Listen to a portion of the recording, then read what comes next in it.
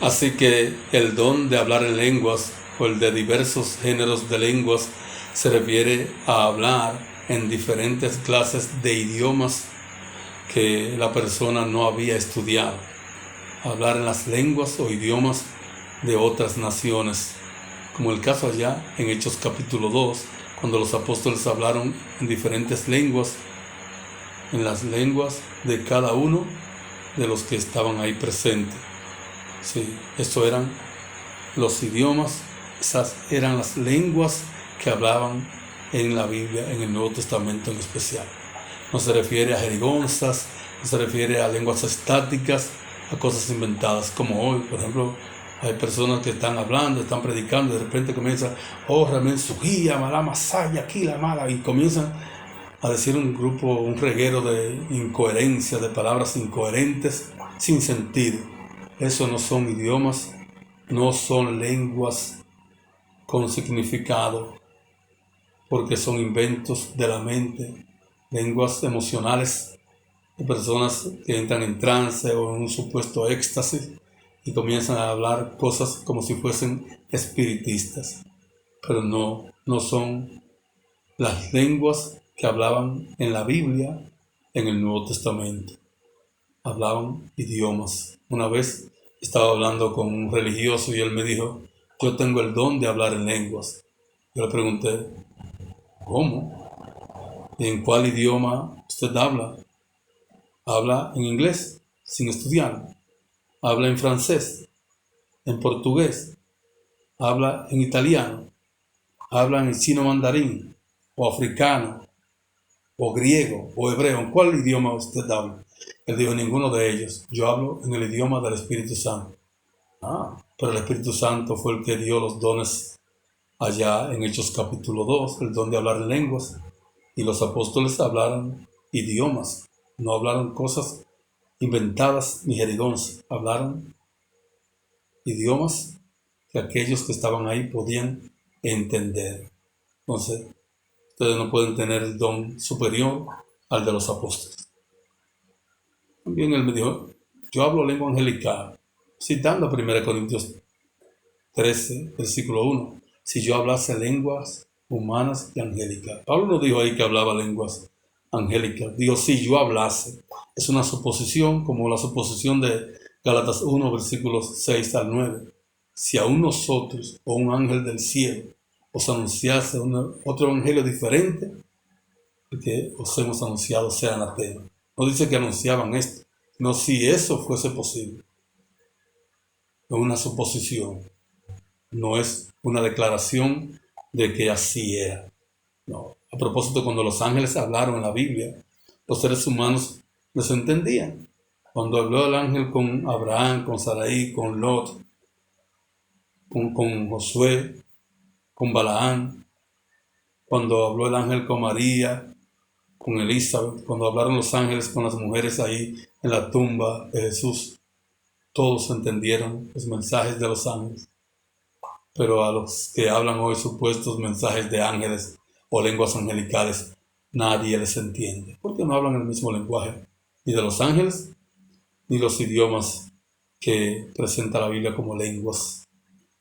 Ahora hay un noveno o un don número 9 que presenta el apóstol Pablo en 1 Corintios 12, interpretación de lenguas. Es importante porque hoy se da mucho énfasis a hablar en lenguas, pero muy poco énfasis, o casi ninguno, a interpretar esas lenguas. Bueno, dice, y a otro, interpretación de lenguas. Dila Cherrix dijo aquí traduce el vocablo griego hermeneia, que transliterado viene siendo hermenéutica. Significa traducción. Es el don que permitía a una persona traducir de una lengua a otra. Es evidente por el significado de este vocablo griego que las lenguas de este versículo son lenguas humanas ordinarias y no habla extática, lo que es gaumatía, palabras incoherentes, no tiene traducción porque no es lengua. Así, lo que es jerigonza, eso no tiene ningún significado porque no son idiomas. En este contexto, en este texto podemos ver El Espíritu Santo no solo dio el don de hablar en lenguas, también dio la capacidad de traducir esas lenguas a personas que no conocían estos idiomas. 1 Corintios 14, versículo 26 al 28 dice: ¿Qué hay pues, hermanos, cuando os reunís? Cada uno de vosotros tiene salmo, tiene doctrina, tiene lengua, tiene revelación, tiene interpretación. Hágase todo para edificación. Si habla alguno en lengua extraña, sea esto por 2 o a lo más 3, y por turno, y uno interprete. Si no hay intérprete, calle en la iglesia y hable para sí mismo y para Dios. Note, se da énfasis a que haya intérprete. Si no hay intérprete, calle en la iglesia. Casi nunca o nunca hay un intérprete en las iglesias que dicen hablar en lenguas. No, porque no cumplen, no son idiomas, no tienen significado. Usted no lo va a buscar en el diccionario. Esta palabra significa tal cosa en tal idioma. No, porque son cosas inventadas, cosas emocionales. Son palabras emocionales que no tienen ningún tipo de significado, ni espiritual ni humano. Así que déjense de cuento, vamos a ser serios en esto. La Biblia habla de lenguas, pero idiomas. Idiomas que las personas que tenían ese don no habían estudiado, pero podían hablarlas. Pero habían otros, cuando no existía, cuando no había en la iglesia una persona con ese idioma y la persona tenía el don, tenía que haber un intérprete que diera la traducción de lo que el hermano estaba diciendo. Lo mismo que sucede hoy cuando una persona va de República Dominicana a Estados Unidos y no sabe hablar inglés y va a una iglesia iglesia de habla inglesa, que no hablan español. Cuando predica tiene que haber una persona traduciendo al inglés lo que usted dice en español. Y cuando viene un hermano de Estados Unidos a Dominicana que no sabe español, hay un intérprete, un traductor, que va diciendo en español lo que el hermano dice en inglés. Eso es más o menos una especie de intérprete. Eso es lo que tenía que haber en la iglesia cuando una persona hablaba en lengua desconocida por el auditorio. Y si no hay intérprete, calle en la iglesia. Así que no hay que hablar, dice, si no hay persona que entienda el significado. Porque lo más importante no es que se hable, sino que se entienda lo que se habla. Pablo concluye en 1 Corintios capítulo 12, versículo 11 así: pero todas estas cosas las hace uno y el mismo Espíritu, repartiendo a cada uno en particular como Él quiere. Todas estas cosas. Habló de 9 dones del Espíritu Santo. 9 diversos dones. Como enseña el versículo 4, que hay diversidad de dones, pero el Espíritu es el mismo. Y aquí tratamos 9 dones.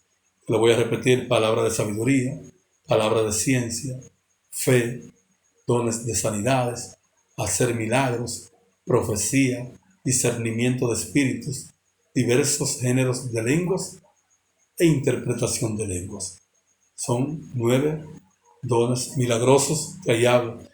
En otros textos habla de otros dones, tanto milagrosos como ordinarios, como Romanos capítulo 12, que habla de dones ordinarios como el servicio, el de la enseñanza, de repartir, entre otras cosas. Y también el de profecía.